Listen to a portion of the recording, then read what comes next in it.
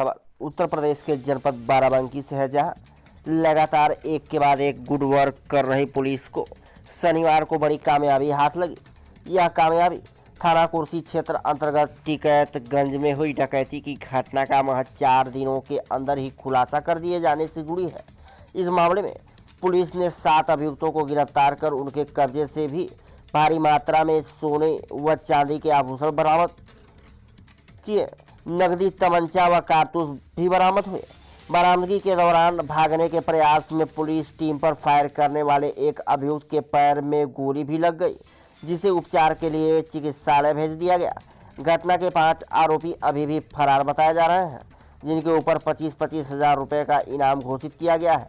घटना के खुलासे को लेकर लगातार प्रयासरत रहे एसपी उत्तरी चिरंजीवी नाथ सिन्हा व पुलिस अधीक्षक दिनेश कुमार सिंह ने मामले से जुड़े खास खबर जानकारी दी।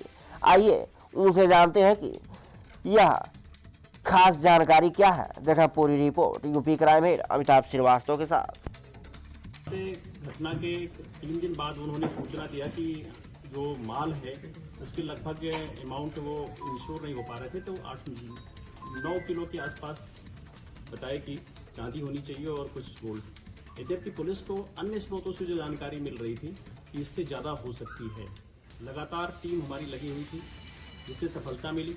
कल 7 बदमाश इसमें गिरफ्तार हुए और उनके द्वारा उनसे पूछताछ की गई। पूछताछ में उनसे जो अभी तक की बरामदगी हुई है वो 21 किलो 200 ग्राम चांदी और 51 ग्राम सोना बरामद हुआ है।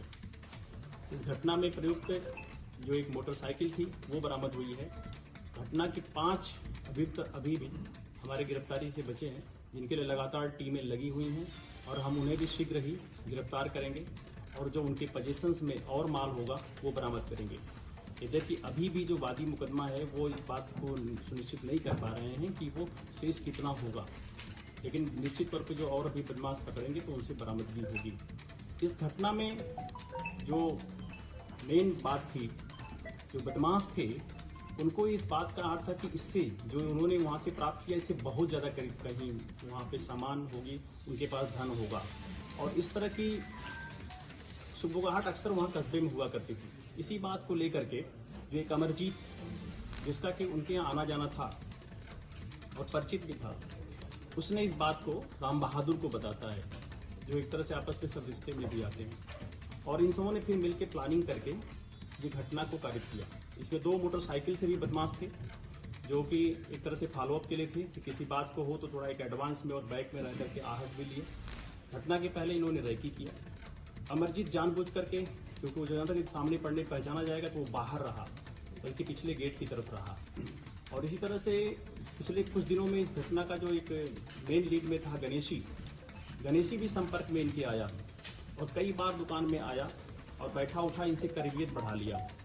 और इसलिए गणेशी भी थोड़ा लेट से एंट्री करता है घर में, और वो भी तब जब बदमाशों ने उनके इसके इशारे पर इन लोगों के आंख पे पट्टी बांध दी, तब वो एंट्री करता है, क्योंकि जिससे कि वो पहचाना न जा सके। तो इस घटना में अगर देखें तो 2 लोग इनके काफ़ी आने जाने और करीबी लोग थे, और इससे पहले भी इस बात की लग रही थी कि जो वहाँ पे एक्टिविटीज़ थी उसमें करीबी लोग, जानकार लोग होंगे, और इसीलिए उनको ज़्यादा आइडिया था कि वो बर्तन और कपड़े के बैग खंगाल रहे थे इस तरह का, क्योंकि उनके बारे में था कि वो ज्वेलरी हो सकता है बर्तन में रखते हैं, कपड़े के बैग में रखते हैं कैश। तो शिव कुमार जी ने क्योंकि खुद भी इस तरह की कुछ एक्टिविटीज़ थी कि वो अपने को बना रखते थे कि लोग उस तरह मानते थे कि वो कहीं घर में छिपा रखते हैं, बहुत बड़ा होगा, लेकिन फिर भी जो रिकवरी है ये पुलिस को जो आरंभिक सूचना मिली थी उससे कहीं ज़्यादा है। और निश्चित तौर पर जो 5 बदमाश हैं उनको हम शीघ्र ही और गिरफ्तार करेंगे। जो शेष है वो भी बरामद होगा। जो एक इनोवा है, वो एक बदमाश उसे पारस उसने लाया था, उसकी गिरफ्तारी पे है वो बरामद हो जाएगी। और ये टीम जो हमारी पूरी लगी रही, हमारी कई थाना प्रभारी इसको, मुंगेर, फतेहपुर, अनिल पांडे इंस्पेक्टर, रेवा इंस्पेक्टर, कुर्सी तो खुद ही थे, स्वाट के सर्विलांस के हमारे प्रभारी, बहुत महत्वपूर्ण भूमिकाएं सभी लोगों ने निभाई। हमारे सीओ साहब फतेहपुर, हमारे एसपी नार्थ साहब जो अभी जल्दी ही ज्वाइन किए थे, वही पूरी तरह से काम किए रहे। इसमें हम लोगों ने कुछ जो परिचित लोग थे, लोग जो पूरे थे, उसमें मतलब STF के अधिकारियों ने भी, उनसे भी सहयोग लिया गया, उनकी भी मदद दी गई थी घटना में।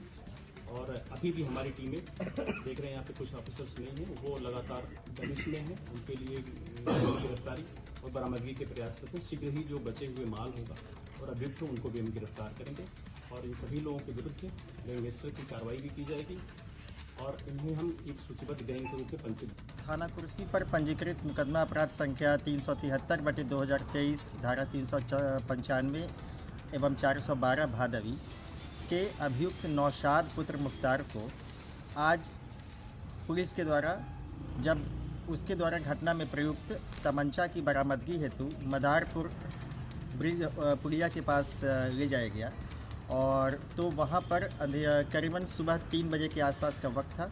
तो नौशाद पुत्र मुख्तार अंधेरे का फ़ायदा उठाकर वहाँ से तमंचा को लेकर भागने लगा।